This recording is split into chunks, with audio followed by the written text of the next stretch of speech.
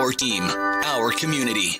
This is CondorsTown, and this is another Energy Condors connection. Now, here's Erik Fox and Ryan Holt.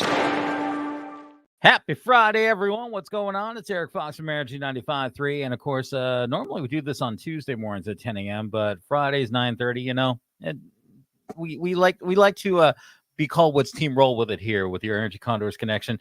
Other side of the split screen, my brother from another mother, that is Ryan Holt from the Bakersfield Condors. How you doing, my friend? I'm good. We're back from frigid Denver, so it's a good time to be alive. Yeah, you know, we talk about how cold it can be here in the valley, but once you make a trip like, you know, to Denver like you were for a couple days. It was minus 12. Yeah, so we're not going to complain about it being 30 something degrees out this morning, because at least our digits have positive numbers in front of them. Let's talk about it, because we got a lot to talk about, because obviously we didn't have much to talk about last time because, you know, you guys had a rain out inside. So let's go and do what we always do first. Always talk about a team that's just struggling so much, and I feel so bad for them. Edmonton Oilers winning the last 12 straight. Yeah. Well, I mean, yeah. What else do we need to say? They win.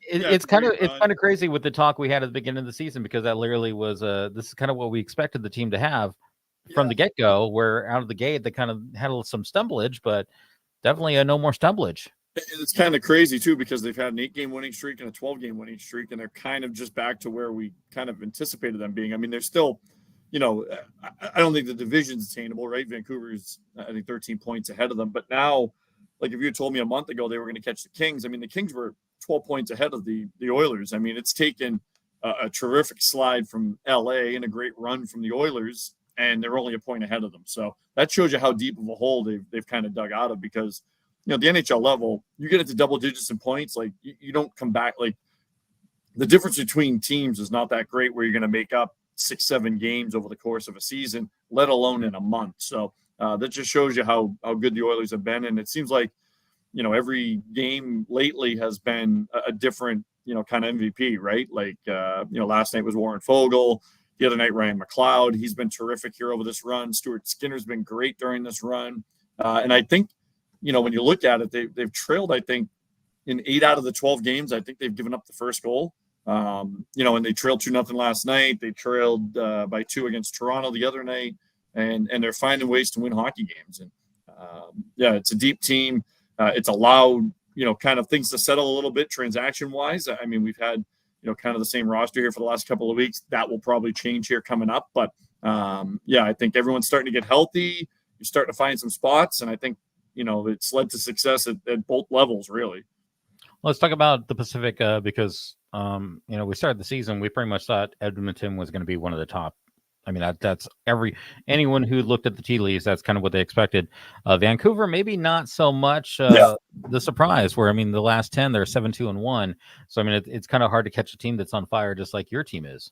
Yeah, every time I say that, you know, Vancouver's been kind of lucky, you look and we're another week in and they're still winning. So, you know, at some point that luck turns into maybe they're just good. You know, I don't think they're as mission good of truth. Come on now. Yeah, I don't think they're as good as their record would indicate. I think their goaltending has been, you know, above average to stellar, which has allowed them to, you know, really take off. But I think at the, you know, and we said it opening night, right? The Oilers lost 7-2 to Vancouver, and we kind of thought, well, that seems weird. Like, that was a weird start to the year. And then Vancouver beat them again, and you're like, all right, well, maybe they are okay. So they're okay. I'm not sold on them. But then again, you know, you're not sold on anyone besides Edmonton. Let's come on now.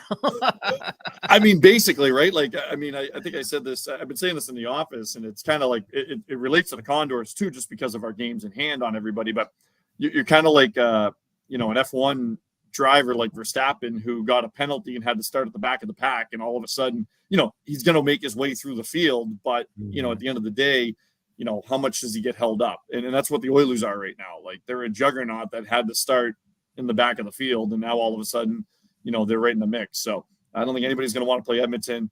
You know, but I do only think 3 teams are coming out of the Pacific. I do believe that, just because of you know, the way things are shaking out. So I think it's Vancouver, Vegas, Edmonton. Because I think there's 5 teams coming out of the Central. So, I'm not high on Seattle, and I think the Kings are, they're slipping to the point where, hey, maybe their goaltending wasn't that great. Now they're hurt, and now, stuff's starting to hit the fan there. It's going to be interesting to watch. Let's talk about it. I mean, we talked Edmonton, obviously on fire in the Pacific. Vancouver's on fire in the Pacific. Calgary and Seattle are both hanging out there too. It's going to be definitely an interesting one. If you had to read the tea leaves, where do you think Edmonton's going to end up at the end? Yeah, they're top 3. I will hold you on to this, by the way. So I'm going to hold on to this recording, and we will play it at the end. So you better be right. And I think they're top 3. I think they probably finish 2nd or 3rd. I don't think they win the division, but I don't think they have to win the division, to get out of it or to get to the Western Conference Final and to give yourself a shot. Just from a narrative standpoint, right? Like, we're all in this game for a reason. I'd like to see the Flames get in, and I know Oilers fans are probably like, well, why do you want to see the Flames get in? It's better. Like, it's better when the Flames are good. It's better when the Oilers are good. And it's better when they're both playing each other in meaningful games. So, the Flames have turned it around a bit. They lost last night to Toronto, but they had a slow start too. And they've got underperforming guys. They've got that Huberdeau contract that is just a whale right now. Does he turn it around? Yeah, he probably turns it around. But, they have some things going on there in Calgary. That said, wouldn't hate if they missed the playoffs either. But if they're going to make the playoffs, let's get an Edmonton-Calgary series. I mean, it's good for the game. Always a battle of Alberta in the postseason. Just, if that match happens. And I don't know if the AHL and NHL schedule makers got together, but we're both playing Calgary Saturday night. Like, what's better than that? Like, you get the NHL teams going at it, you get the AHL teams going at it on a Saturday night. One's on the road for Edmonton and Calgary, and the other one's, here in Bakersfield against Calgary. But it's a fun time of year, especially with teams that are playing well, and you add in that little bit of a rivalry to it, and makes for fun hockey. Well, let's talk about that transition that you beautifully set me up for as we jump into talking about our local team, the Bakersfield Condors. We have a lot more to talk about this time, because last time we talked about a rain out inside, where we didn't even have a rain out at Bakersfield College. And that was literally almost a rain out. But we have a rain out when an indoor game against San Diego. But let's talk about what actually got played. First of all, San Jose, just like the parent organization, the Sharks, they're struggling just as much. And you guys kind of showed them, hey, you know what? We got your number here. Yeah, you're not good. What else do you want me to say? Let's be blunt, though. They were close games. It wasn't like it was a blowout. They are, and San Jose is an interesting team, right? They're a lot like Tucson is very similar, and Abbotsford's very similar. They like to get up and down the ice. They'll give up chances to get chances. That's kind of how they have to play. Now, the Condors want to play the exact opposite style. And when that happens, it tends to lead to lower scoring game. The Condors could have opened it up and probably scored 6 or 7, but they would have given up chances as well, too. And that's just not the way this coaching staff and this organization wants to play the game. So Tucson, when they play San Jose, it's high-scoring games. Tucson usually wins, but it's high-scoring games. When the Condors play San Jose, they want nothing to do with the track meet with the Barracuda. So Condors were in complete control both of those games, I thought. I thought both goaltenders played well. I thought special teams was good for Bakersfield. And at the end of the day, we took care of business, and that's what we're looking for. So now it's 3-0-1, or what's that, 5 games against San Jose. It's 4-0-1 against San Jose, which is good. The 4 games still with San Diego. You get 8 games left, or 4 games left with San Jose. These are points that you want to put in your back pocket. So good to take care of business, because everybody else is going to take care of business against them. So we kind of set the bar with that weekend sweep. I want to do a fan check-in. Gabriella, thank you so much for checking in. Went to the game on the 13th, one of the wins versus San Jose. Thank you, Condors, for an amazing game. My son and his friends loved it. Said it was his best birthday ever. You can never. How can it not be? Yeah. Happy birthday.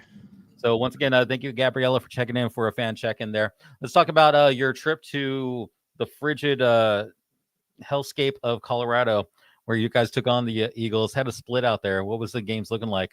Here's the funny thing about Loveland. Like, it's always sunny.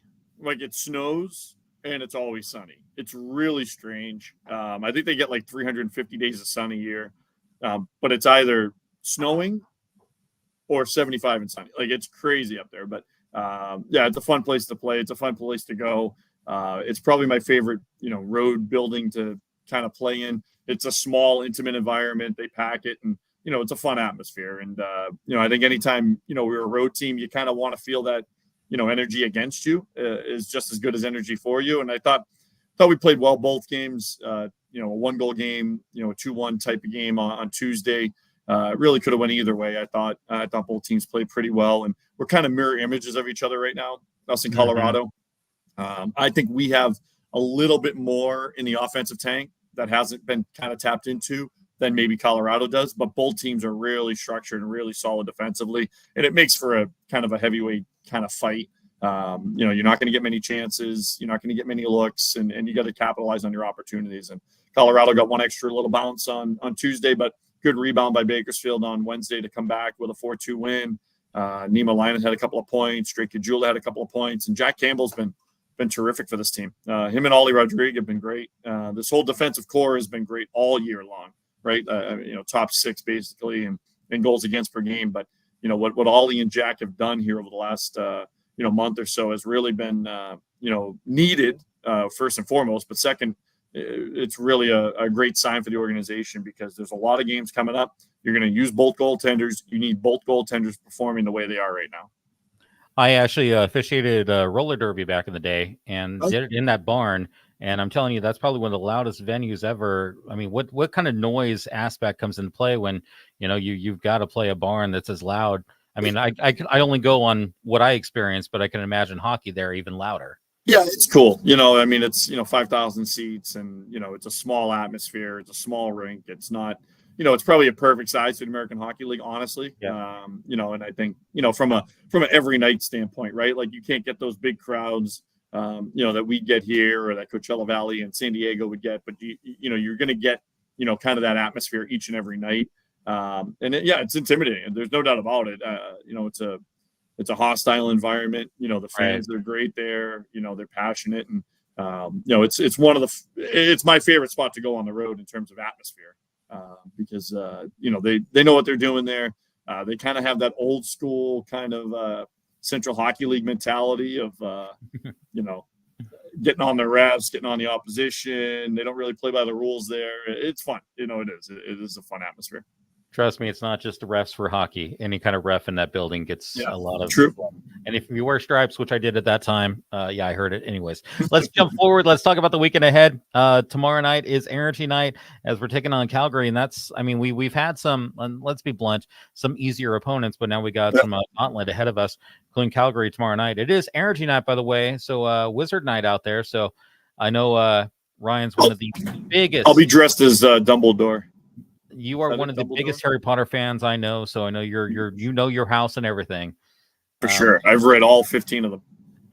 I am a Ravenclaw. I will say that out loud. Anyways, let's talk about the game tomorrow night. How important it is to take on a team like Calgary, where we've had some easier ones, but now we got to hit the hard competition.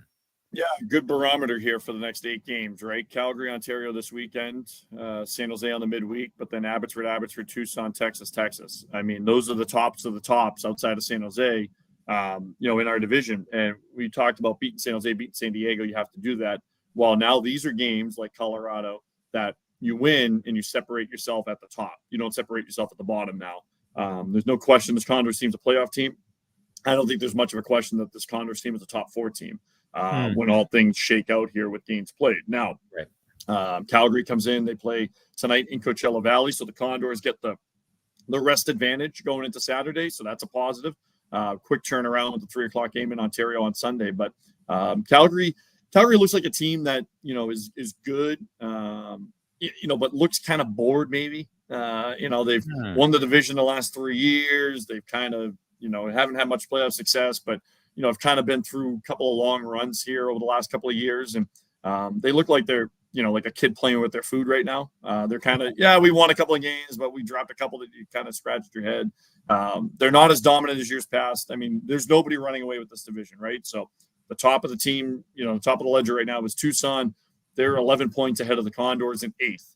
Now the Condors have 7, I think, games in hand on Tucson. So basically, if the Condors win their games in hand, they're going to be at the top of the division, like without anybody being able to do anything. So this is one of the games that, you kind of as a measuring stick. It's one you should have. You're at home.